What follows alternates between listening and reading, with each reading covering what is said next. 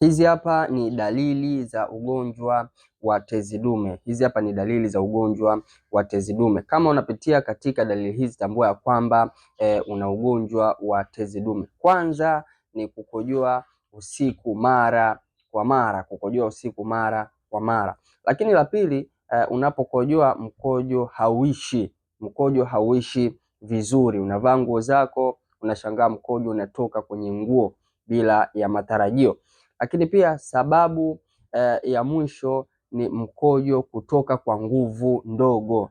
Mwanamume unapokojoa lazima mkojo uruke. Hii humaanisha kwamba nguvu za kiume zipo vizuri. Lakini unapokojoa mkojo unaishia kwenye mapaja, hii ni changamoto ambayo inaweza kukupa stress.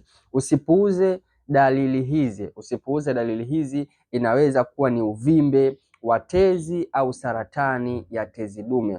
Njoo WhatsApp, wasiliana na mimi niweze kukupatia virutubishi ambavyo vitakusaidia kutoka katika changamoto hii. Comment, like, share. Dr. Ramadhani, afya salama.